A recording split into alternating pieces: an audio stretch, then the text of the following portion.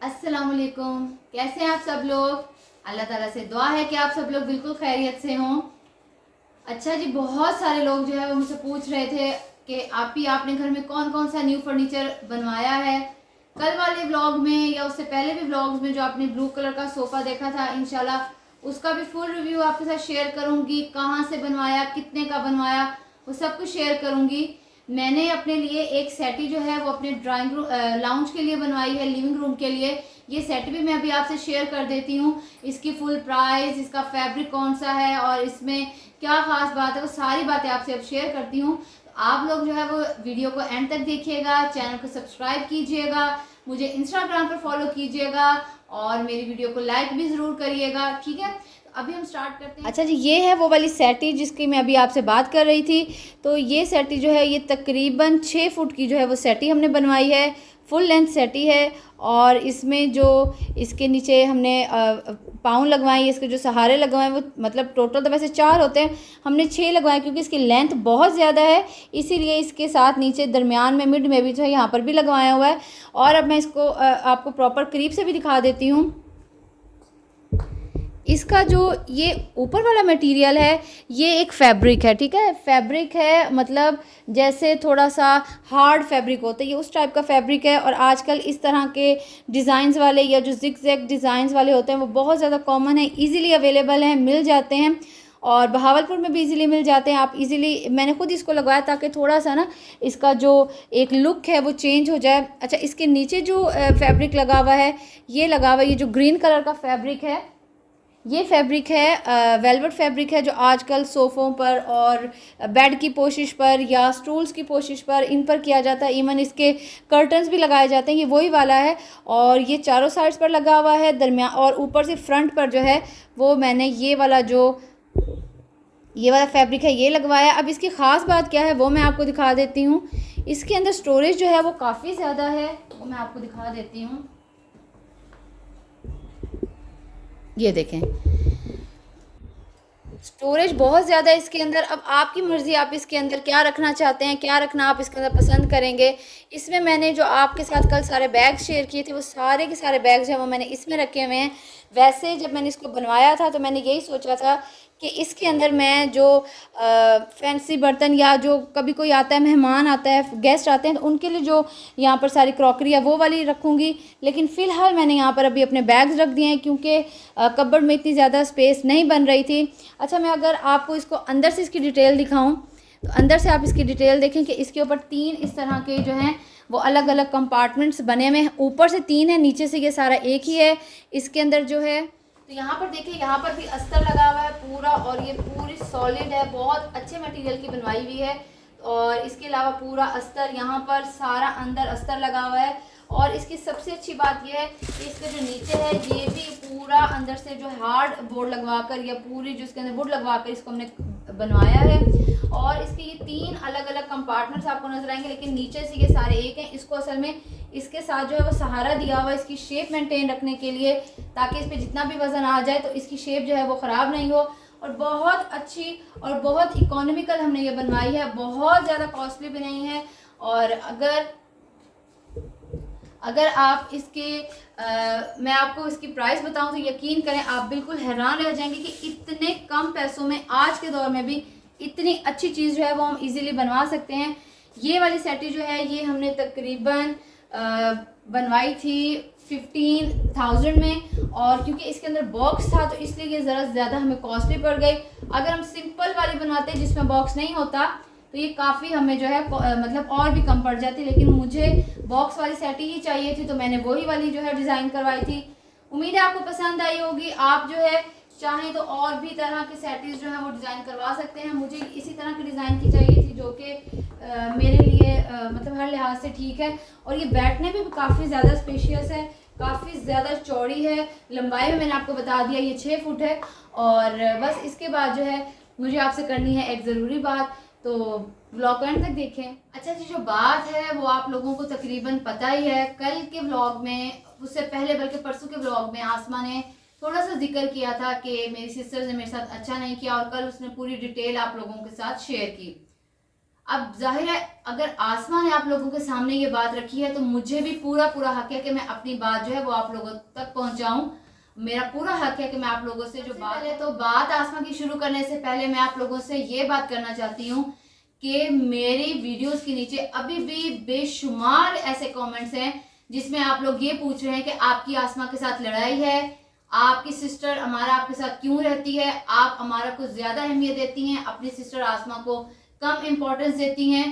तो अगर इन बातों के जवाब मैं दे दूं तो भी बहुत सारे लोगों को प्रॉब्लम हो जाती है। अगर इन बातों का मैं जवाब नहीं देती तो भी आप लोग शिकवा करना शुरू कर देते हैं कि आप हमें अपना नहीं समझती, अपनी फैमिली नहीं समझती, इसलिए आप हमारे साथ इस तरह कर रही हैं, हमारे साथ कोई बात शेयर नहीं कर रही। तो आप बताएं एक इंसान जाए तो जाए कहाँ। मुझे बहरहाल ये पता है कि एक इंसान सबको खुश नहीं कर सकता, और इसके अलावा अगर ये ड्रामा करना ही होता तो 2 साल पहले कर लेते ना। मतलब आसमा ने अगर ये ड्रामा क्रिएट करना होता या आपके बकौल मुझे ये ड्रामा क्रिएट करना होता तो 2 साल पहले कर लेते, जब शादी की वजह से व्यूज भी बहुत अच्छे आ रहे थे। एक ये लड़ाई भी डाल के हम अच्छे से अच्छा सारा जो हमारा जो पैसे आने वाले थे, जो यूट्यूब की पेमेंट थी, वो ज्यादा बना लेते। 2 साल बाद ये बात क्यों निकलती है? आपने कभी इस बात को सोचा है? और फेक ड्रामे वो होते हैं जो हर 2 माह बाद 4 माह बाद मियाँ बीवी आपस में लड़ना शुरू हो जाए, बहू और ससुराल आमने सामने आके लड़ना शुरू हो जाए, वो फेक ड्रामाज होते हैं जो उन्होंने अपने सिर्फ और सिर्फ पेमेंट बढ़ाने के लिए किए हुए होते हैं। फेक ड्रामा करना होता, मैं और आसमा तो शुरू से फेक ड्रामा कर रहे होते। बहरहाल मुझे बहुत ही ज्यादा अफसोस हुआ आपकी इस बात पर, इस सोच पर कि आप लोग जो है वो मेरे बारे में भी और आसमा के बारे में तो वैसे ही आप लोग ये सोचते हैं। और एक और बात मैं कहना चाहती हूँ कि एक चैनल है, मैं उसका नाम नहीं लूंगी, आप में से बहुत सारे आसमा के ऐसे सब्सक्राइबर्स हैं जो उस चैनल के नीचे जाकर कमेंट्स करते हैं, और उस चैनल मुझे नहीं पता उस औरत को हर किसी के साथ मसला क्या है। आप बुराई को खुद प्रमोट कर रही हैं। अच्छा ठीक है, आसमा अगर अपने ससुराल के खिलाफ कुछ बोलती है तो आप लोग कसम उठाकर बताएं कि आप अपने ससुराल के खिलाफ कभी कुछ नहीं बोले, सामने नहीं बोलते, पीछे बोल लेते हैं, कहीं ना कहीं तो बोलते ही है ना। और मुझे सिर्फ उस औरत से ये पूछना है कि क्या आप सिर्फ और सिर्फ टॉन्ट करने के लिए यहाँ पर बैठी हुई हैं? यूट्यूब पर जो आप वीडियोस शेयर कर रही हैं वो टॉन्ट करने के लिए कर रही हैं, और सबसे बड़ा टारगेट जो है वो आसमा है आपका। दूसरों के थंबनेल्स उठा लिया, जिसके खिलाफ बात करनी है उसके थंबनेल्स उठा लिया, उनके ऊपर अपनी ही सारी एडिटिंग करके लिख के कि ये क्यों, वो क्यों, आसमा को मशवरा, इरा बहुत सही, ये वो। भाई आपको प्रॉब्लम क्या है? मुझे इस बात की समझ नहीं आती। आप तो बहुत अच्छी स्टोरी टेलर हैं, आपको तो हर बात का पता है। आप तो बल्कि मैं कहती हूँ स्टोरीज बना बना के हमें दिया करें। अगर लोगों की नजर में हम फेक ड्रामा कर रहे हैं तो एटलीस्ट उस स्टोरी टेलर औरत की वजह से हमारा ड्रामा तो ओरिजिनल लगेगा, जिसको आप लोग देखेंगे। असल में आप लोग सिर्फ उन लोगों का ड्रामा देखते हैं जो हर 6 माह बाद ड्रामा क्रिएट कर रहे हैं। कभी जो है दादी अम्मा आकर सुलह करवा रही हैं, कभी हस्बैंड गिफ्ट देकर सुलह कर रहा है, घर नहीं जाने देते तो 4-4 दिन और बल्कि 4-4 हफ्ते पूरी प्रॉपर लड़ाइयाँ लड़ी जाती हैं। हस्बैंड कैमरा ऑन कर लेता है, बीवी पीछे खड़ी है कैमरे के और वो जी अपना शो कर रही है, हंस भी रही है। अगर आप लोगों को नजर आता हो तो शो करिए कि हमारी बहुत ज्यादा लड़ाई है, सालन पकाते पकाते उठ के भाग जाती है। और इवन के जो ट्रेंड है दूसरी शादी करवा देने का, वो शादी होती है, वो तैयारियां करती है अपने हस्बैंड की दूसरी शादी की, सब कुछ करती है, फिर उसका जहेज सारा कुछ उसको अच्छा गंदा करने के बाद अचानक औरत गायब हो जाती है, क्योंकि उसको जो आप लोगों से चाहिए था वो हासिल कर चुकी है। तो मुझे समझ नहीं आता, अगर ये फेक ड्रामा होता तो ये 2 साल पहले क्यों नहीं किया हमने, अभी क्यों किया? मुझे आप पहले इस बात का जवाब दीजिएगा। और दूसरा, हम लोगों में सबसे बड़ा मसला ये है कि हम बगैर बात सुने, बगैर किसी नतीजे पर पहुंचे, हम सबसे पहले जो है वो अपने व्यूज शेयर करना शुरू कर देते हैं, गंदा कहना शुरू कर देते हैं, 3rd क्लास व्यूज के लिए, पैसे के लिए। ओ भाई बात सुने, पैसे के लिए किया होता तो मेरे घर में माशाल्लाह जो इतनी रेनोवेशन हुई पड़ी है, ये यूट्यूब नहीं भेजता मुझे, ये कोई और नहीं देता मुझे। अल्हम्दुलिल्लाह हमारे इतने सोर्सेज हैं, लेकिन हर बात यहाँ पर आकर बताई जाए ऐसा मुमकिन नहीं होता। बाकी रह गई बात आसमा के साथ, तो आसमा भी जो इतना घूम फिर रही होती वो यूट्यूब की कमाई से नहीं घूम फिर रही होती, उसकी पेमेंट से नहीं घूम फिर रही होती। जिन्होंने यूट्यूब की पेमेंट से अपने घर के घर बना लिए हैं, गाड़ियां खरीद ली हैं, बाहर आना जाना लगा हुआ है, आप उनको भी तो देखें ना, वो मतलब किस तरह का कंटेंट बना रहे हैं, वो भी तो फेक कंटेंट बना रहे हैं, ऐसे ही है ना, फेक बना रहे हैं, लेकिन आप लोग उनको सपोर्ट करते हैं क्योंकि वो बातें इस तरह की आप लोगों के साथ करते हैं इस लहजे में बात करते हैं कि आप लोग ऐसे मेल्ट हो जाते हैं कि जैसे वो बिल्कुल सच बोल रहे हैं, जबकि फील हो रहा था कि सब कुछ फेक है। और अब बात आती है आसमा की। आसमा ने आप लोगों को अपनी फैमिली समझकर ये सारा कुछ आपके साथ शेयर किया था। 2 साल पहले भी शेयर कर सकती थी, अब शेयर क्यों किया? क्योंकि आपको पता है कि आसमा की स्टेट ऑफ माइंड इस टाइम क्या चल रहा है, पता है ना आप लोगों को। वो हर चीज को नेगेटिव लेना शुरू हो जाती है, फिर ऊपर से आप लोगों की बातें उसको मजीद नेगेटिव और मजीद डिमोटिवेट कर देती हैं। क्या आपकी सिस्टर के साथ पोस्ट प्रेगनेंसी या पोस्टमार्टम जो डिप्रेशन होता है वो हुआ था कि आप अपनी सिस्टर को बातें सुनाते, आप अपनी सिस्टर को माजी के ताने देना शुरू कर देते, या कोई भी ऐसी बात करते जिससे उसको तकलीफ होती, तो प्लीज ये अपने ऊपर रख के सोचिएगा। आजकल उसका स्टेट ऑफ माइंड बहुत चेंज है, बहुत डिफरेंट हुआ हुआ है। दूसरी बच्ची खैर से उसकी बहुत जाहिर अर्ली प्रेगनेंसी उसको जल्दी हो गई, उसको जल्दी जो है उसकी बेबी हो गई। तो इसका मतलब ये नहीं है कि उसकी उम्र बढ़ गई है, वो कोई दादी अम्मा बन गई है, ऐसा नहीं है। वो मुझसे कम से कम 6-7 साल छोटी है। तो आप खुद अंदाजा लगा लें कि मेरी उसकी एज में कितना फर्क है। बाकी जाहिर हर किसी के जो माइंड है ना वो डिफरेंट होता है, हर किसी का जो सोचने का और एक चीज को लेके चलने का तरीका अलग होता है। आसमा बहुत सेंसिटिव है, शुरू से बहुत सेंसिटिव है। ये नहीं कि वो मेरी बहन है तो मैं कह रही हूँ। अच्छा, अब बात आती है लहजे की। आप लोग उन लोगों को ज्यादा देखना पसंद करते हैं जो मीठे लहजे में बहुत जहरीली बात कर जाते हैं, लेकिन आप उनको देखना पसंद नहीं करते जो सच बिल्कुल अगर आपसे जरा तेज होकर बोलते हैं लेकिन उनकी बात सच्ची होती है, आप उनको पसंद नहीं करते। क्योंकि हम सच पसंद नहीं करते, हमें ड्रामा पसंद है, हमें फेक होना पसंद है। तो मुझे समझ नहीं आती कि कल जो औरतों ने इतने सारे मुझे नेगेटिव कमेंट्स दिए, आपने क्या मेरी बात सुन ली थी? आप जिस तरह से जज बन के बैठ गई थी, क्या आपने मेरी बात सुनी थी? आपने मेरी बात को समझा था?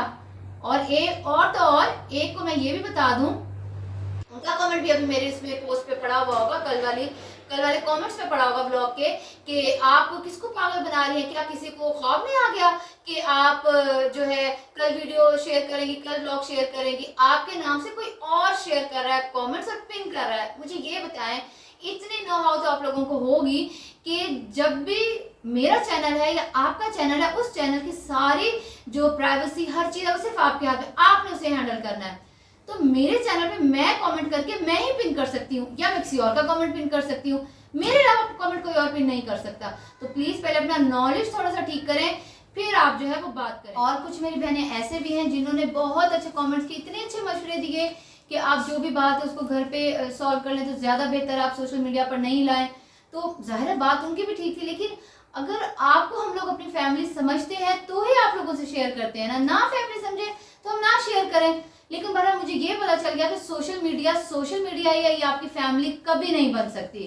तो बस इंशाल्लाह आइंदा से मैं आपके साथ वही कंटेंट शेयर करूंगी जो आप देखना चाहते हैं, और ये कोई फेक ड्रामा नहीं था, कुछ भी नहीं था। बाकी जिसने जो सोचना है वो तो सोचना ही है, ठीक है ना। लेकिन मुझे इतने बुरे कमेंट्स की और इस बिहेवियर के आप लोगों से बिल्कुल भी मैं एक्सपेक्ट नहीं कर रही थी कि आप लोग इतने एक्सट्रीमिस्ट हैं कि जरा सी बात को आप कहाँ ले जाते हैं। तो फेक ड्रामा मेरे ख्याल में हम सब खाना खाते हैं, सब अक्लमंद तो आप लोगों को समझ आ जानी चाहिए कि फेक ड्रामा कौन कर रहा है, और व्यूज देने वाले भी आप लोग हैं उन्हें। और बाकी मैं आपको बता दूं कि मेरा और अमारा का गैप जो है वो बहुत कम है, तकरीबन 2 साल का गैप है, जबकि मेरा और आसमा का गैप बहुत ज्यादा बनता है, क्योंकि अमारा और आसमा में गैप काफी ज्यादा है। मैं आपको बता रही हूँ ना कि मेरे और आसमा में 6-7 साल का फर्क है। तो आप खुद देख लें कि आसमा की एज क्या होगी। आसमा को 40-50 साल की बुढ़ी औरत नहीं है, जाहिर उसके ऊपर तले बच्चे हो गए, फिर उसको टाइम नहीं मिला अपने आप को सेट करने का। तो इसका हरगिज ये मतलब नहीं है कि आसमा बहुत कोई एजिड है और मैं कोई बहुत छोटी हूँ, ऐसा नहीं है। मैं ही बड़ी हूँ और मेरी एज आसमा से ज्यादा है।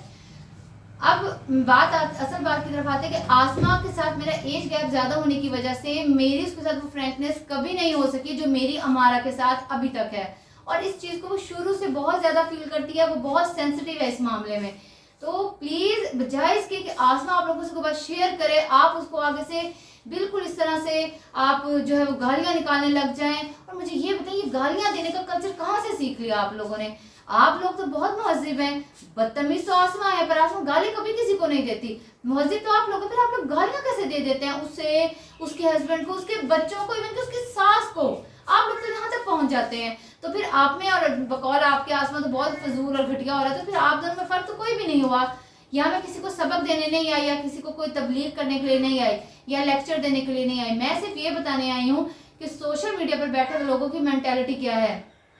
आप लोग मसाला देखना भी चाहते हैं, लेकिन जब कोई असल में आपसे कोई बात, कोई मसला शेयर करना चाहता है, आप उसको फौरन से फेक कह देते हैं, जो कि बहुत ही अफसोसनाक एक बात है। मतलब बहुत ही ज्यादा मुझे इससे अफसोस हुआ। तो मैं बस यहाँ पर ही ब्लॉग जो है वो एंड करूंगी कि जो मतलब जिस तरह का माहौल आप अपने घर से देख के जाते हैं, आप अगर अच्छा माहौल देख के गए हैं, आप आगे अच्छा माहौल ही एक्सपेक्ट करते हैं। मेरी अम्मी, ये नहीं है कि वो मेरी अम्मी तो मैं तारीफ कर रही हूँ, मेरी अम्मी ने अपने घर के बच्चों को, अपने बेटों के बच्चों को बहुत अच्छे तरीके से संभाला है। इवन मेरे बच्चों को उन्होंने बहुत अरसे तक संभाला है। तो जाहिर है जब एक बंदा इस तरह की रूटीन देखता हुआ, अपनी अम्मी किस तरह की रूटीन देखता हुआ अगले घर में जाता है, तो वो यही एक्सपेक्ट कर रहा होता है कि मैंने बिल्कुल वैसे ही रहना है जैसे मेरी भाभियां रहती हैं, मेरी अम्मी उनका ख्याल रखती हैं। लेकिन फिर जब आगे से वो केयर नहीं मिलती तो ऑटोमेटिकली इंसान जो है वो डिसहार्ट होता है, और फिर डिसहार्ट होकर वो काफी कुछ बोल जाता है जो कि आप लोग बर्दाश्त नहीं करते। और जहां तक बात है कि आप लोग मेरे व्लॉग में जो है वो कौन सा कंटेंट देखना चाहते हैं, तो आप मेरे घर से रिलेटेड देखना चाहते हैं, मैंने कौन कौन सी चीजें नई ली हैं, रेनोवेशन किया, मतलब सबसे पहले हाउस टूर देखना चाहते हैं, तो इंशाल्लाह वो बहुत जल्दी आपसे शेयर करूंगी।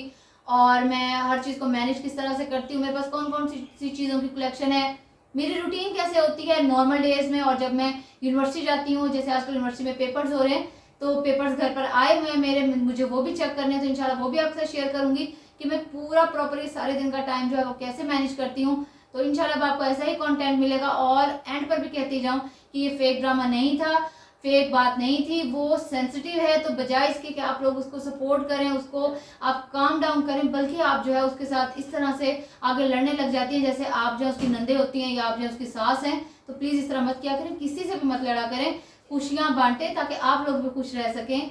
और बस अपना व्लॉग जो है वो यहीं पर एंड करती हूँ। अगर मेरी बात से किसी को तकलीफ पहुंची हो या मतलब बुरी लगी हो तो उसके लिए मैं माजरत चाहती हूँ। आप सच्चे दिल से मुझे माजरत दीजिएगा, मुझे सच्चे दिल से माफ़ कीजिएगा। और कल वाले जितने भी फजूल कमेंट्स आए, मैं उन सब लोगों को अपनी तरफ से माफ़ करती हूँ, क्योंकि ज़िंदगी का कोई भरोसा नहीं है, कब हम चले जाएं, कब कुछ हो जाए, कब क्या हो जाए, कुछ नहीं पता। तो इसलिए खुशियाँ बांटें ताकि आप तक खुशियाँ वो खुद ब खुद पहुँच जाएँ। तो बस यहीं तक जो था मेरा आज का ब्लॉग था, और उम्मीद करती हूँ आपको पसंद आया होगा। और इंशाल्लाह नेक्स्ट मैं कोशिश कर रही हूँ कि अपना हाउस टूर दूँ। असल में मैंने ना 2-3 चीज़ें मंगवाई हुई हैं, और मैं चाह रही हूँ कि वो चीज़ें जो हैं वो असल में अपनी जगह पर जो है फिक्स हो जाएं। और अभी तक वो फिक्स हो नहीं रही, क्योंकि हस्बैंड जो काफ़ी ज़्यादा बिजी हैं, यूनिवर्सिटी में पेपर्स हो रहे हैं, तो सुबह जल्दी जाते हैं और रात को तकरीबन 7-8 बजे वो वापस आ रहे होते हैं सारा काम समेट के। तो अभी बिल्कुल भी टाइम नहीं बन रहा, पर इंशाल्लाह जैसे ही टाइम बनेगा मैं आप लोगों को इंस्टाग्राम पर फॉलो करें। और जिन लोगों ने मुझे कल मेरे कहने पे फॉलो किया, आपका बहुत बहुत शुक्रिया। बाकी लोग भी फॉलो करें। देखिए 20K मेरे सब्सक्राइबर्स हैं, एक बंदा छोड़ के एक बंदा भी फॉलो करे ना मुझे, तो आराम से 10K जो आप मुझे एक दिन में करके दे सकते हैं। तो इंस्टाग्राम पर इंशाल्लाह आहिस्ता आहिस्ता मैं भी जो कंटेंट है वो अपलोड कर रही हूँ, क्योंकि यूट्यूब को और इंस्टाग्राम को साथ लेकर चलना थोड़ा सा मुश्किल है। जब आपको बहुत छोटे छोटे बच्चे हों, घर में बिल्कुल हेल्प भी ना हो, तो ज़ाहिर है आपको सारा काम खुद ही करना होता है। तो बस यहीं तक था मेरा व्लॉग। इंशाल्लाह नेक्स्ट व्लॉग में मिलेंगे। अपना बहुत सारा ख्याल रखिएगा, और फेक और ओरिजिनल का जो फ़र्क है वो काइंडली सीख लें ताकि आपकी ज़िंदगी जो आसान हो जाए। इसी बात के साथ अल्लाह हाफिज़।